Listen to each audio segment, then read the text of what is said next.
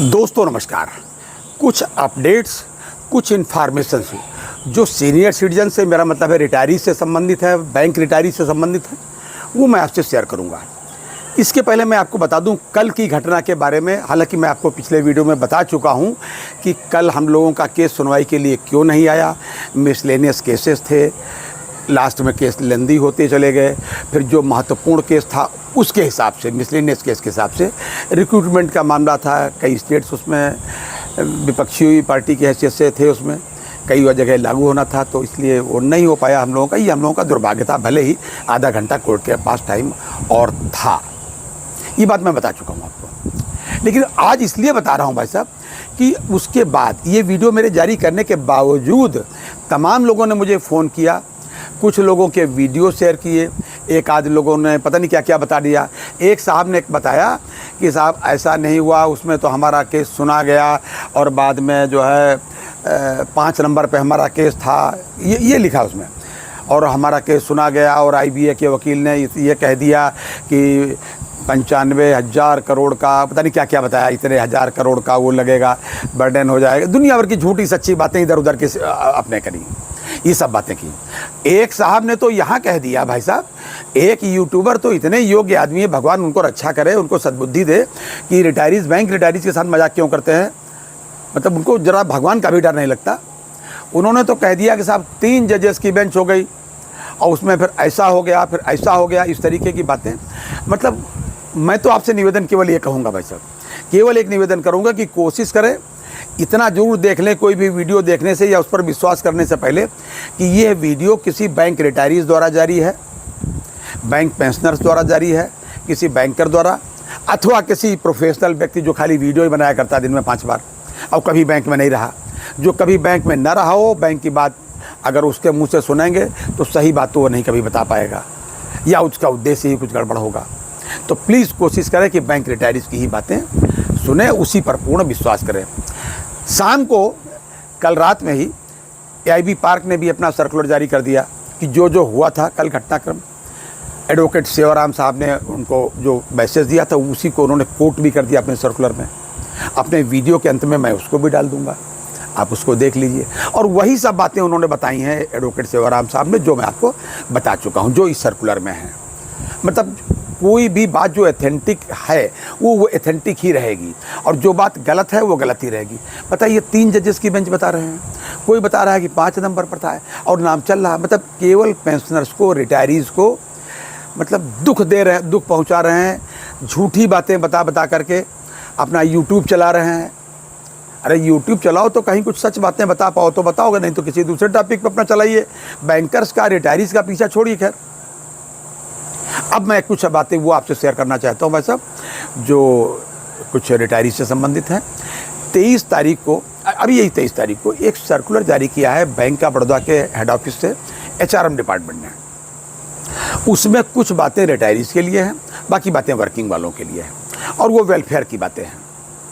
तो मैं सबसे ज़्यादा पहले शेयर करूँगा अपनी रिटायरीज की बात। रिटायरीज के लिए उन्होंने कहा है, हालांकि एक ही बिंदु है, उसका सारा डिटेल मैं बता दूंगा आपको।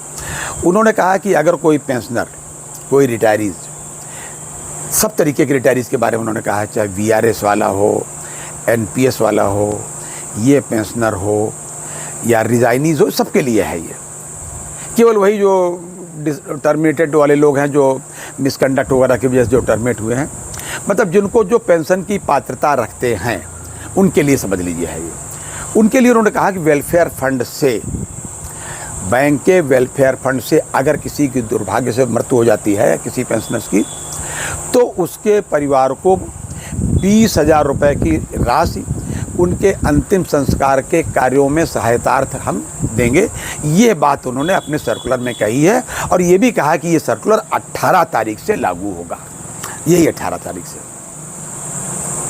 और इसके लिए उन्होंने बाकायदा डिटेल दे दिया है कि आप इसको जो है, जो भी जहाँ भी आपकी पेंशन वाली ब्रांच है, वहाँ आप डेथ सर्टिफिकेट के साथ क्लेम कर लीजिए।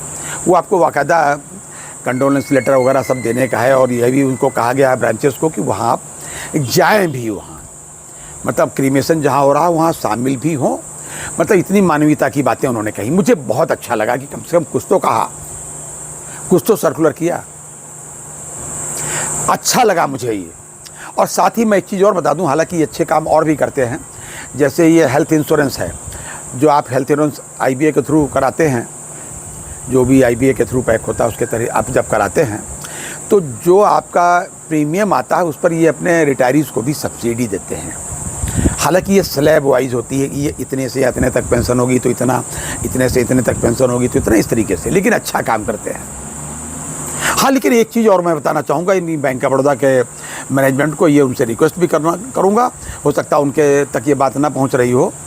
उत्तर प्रदेश ग्रामीण बैंक के कुछ लोगों ने मुझे सूचित किया है कि साहब पेंशनर्स को एक सुविधा मिल रही थी एमलगमेशन से पहले, यानी जो पूर्ववर्ती बैंक थी इसमें जो शामिल हुई हैं 3 बैंकें, Prathama UP Gramin Bank sponsored by Punjab National Bank, Aryavart Bank sponsored by Bank of India, और तीसरी बड़ौदा UP ग्रामीण बैंक जो sponsored by Bank of Baroda है। तीनों जब एमलगमेशन हो गया तो उत्तर प्रदेश ग्रामीण बैंक बनी। और जो इसका एमलगमेशन के बारे में जो गजट निकला है उसका बिंदु 7 का जो है 7.1 कह सकते हैं आप उसको, उसमें स्पष्ट लिखा है कि जो चीज़ पहले मिल रही थी वो चीज़ कम नहीं की जाएगी। मैं एक बार अपने वीडियो में लगा चुका हूँ, दोबारा भी लगा सकता हूँ।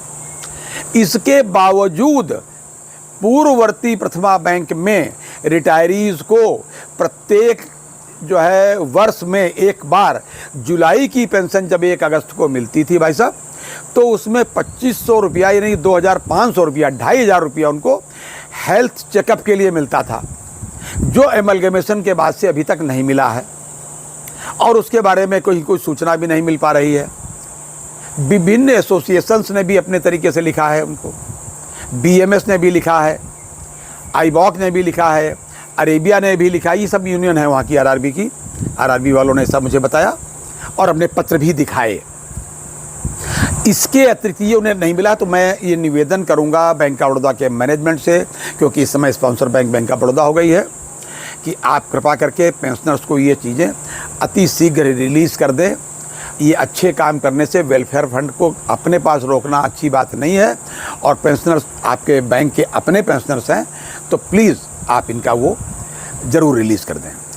कुछ एक पेंशनर्स ने दूसरी बात कही है कि जब इनके कंप्यूटर इंक्रीमेंट इनको 1993 से मिला, जब बैंक में कोई भी चीज़ एक इंक्रीमेंट बढ़ता है, चाहे कंप्यूटर इंक्रीमेंट के नाम से, एनुअल इंक्रीमेंट के नाम, किसी तरीके से भी एक इंक्रीमेंट बढ़ता तो सभी चीज़ें इफेक्ट करती हैं। ग्रेच्युटी भी इफेक्ट करेगी, लीव इनकेसमेंट भी इफेक्ट करेगा, और एरियर भी इफेक्ट करेगा, तमाम चीज़ें इफेक्ट करती हैं। तो अभी तक इस बैंक ने, तमाम लोगों ने अपने पत्र दिए, मैं ये पत्र डाल सकता हूँ, मुजफ्फरनगर के एक मैनेजर साहब है SP गोयल साहब, उनका पत्र मैं डाल सकता हूँ, डाल रहा हूँ, इसी में वीडियो के अंत में डाल दूंगा। उन्होंने भी ये बात, उनको पत्र लिख करके कई बार रिक्वेस्ट करी कि साहब हमको ये पैसा अभी तक रिलीज़ नहीं हुआ, दे दिया जाए। उनको कई बार कहने के बावजूद अभी तक उनको ये चीज़ नहीं मिली है। तो प्लीज़ RRB वो के जो भी स्पॉन्सर्ड बैंक है, माफ़ कीजिएगा, बैंक ऑफ बड़ौदा अब तो हो गई उत्तर प्रदेश ग्रामीण बैंक की, उसके मैनेजमेंट से मेरा विनम्र निवेदन है कि अपने रिटायरीज़ को ये चीज़ें अति शीघ्र रिलीज़ कर दें। जबकि आप अपने यहाँ बैंक ऑफ बड़ौदा में तो ये अच्छे काम कर ही रहे हो, तो कुछ अच्छे कार्य जो इनके यहाँ पहले से हो रहे थे उनको तो होने दीजिए भाई, आपको तो अतिरिक्त कुछ करना और चाहिए। खैर, ये था अभी तक का अपडेट। अगली बार फिर किसी अपडेट के साथ हाजिर होते हैं, तब तक के लिए इजाज़त दीजिए। और हाँ, फिर आपसे बार बार रिक्वेस्ट करूँगा कि अपनी सेहत का भी ध्यान रखिए, और ये भी मत भूलिएगा कि 6 मई को सुनवाई है और आपकी हो करके ही रहेगी। आखिर कब तक नहीं होगी भाई साहब? कोर्ट के पास बहुत काम है, मानता हूँ, लेकिन हमारा नंबर भी आना ही चाहिए। 1 नंबर पर था, हालांकि फिर जब लिस्ट निकलेगी फिर 1 नंबर पर ही आएगा। लेकिन प्लीज़ इस बार हमारा CJI से भी निवेदन है, हमारे ऑनरेबल दोनों जस्टिस लोगों से भी निवेदन है कि इन रिटायरीज़ के पास, इन सीनियर सिटीजन के पास में इस धरती पर रहने का समय बहुत कम बचा है। तो प्लीज़ इनको जल्दी सुन लीजिए और न्याय इनको मिल जाए तो कुछ इनके लोगों को जीवन के आखिरी पड़ाव पर कुछ आर्थिक मदद हो जाएगी। इससे इनका कुछ रहन सहन का तरीका भी ठीक हो जाएगा, दवा ववा का भी खर्चा निकल जाएगा, ये सब चीज़ें हो जाएंगी। तो ये निवेदन हमारा है CJI साहब से और हमारे दोनों ऑनरेबल जजेस से भी, और IBA के लोगों से भी निवेदन है कि आप भी अपनी नौकरी में कभी न कभी रिटायर होंगे, इस बात का ज़रूर ध्यान रखिएगा। क्योंकि अगर आप भूल जाइएगा बाकी सब चीज़ें, ये चीज़ें एक दिन रिटायर हो जाएंगे, रिटायर होने के बाद ये सुविधा नहीं मिलेगी कि अगर अरे सीनियर सिटीजन की आपने बद्दुआएं ली तो अच्छी बात नहीं। मुई खाल की श्वास सो सार भस्म हो जाए, ये बात संतों ने कही है। अगली बार फिर किसी अपडेट के साथ मिलते हैं, तब तक के लिए इजाज़त दीजिए। जय हिंद, जय भारत, नमस्कार।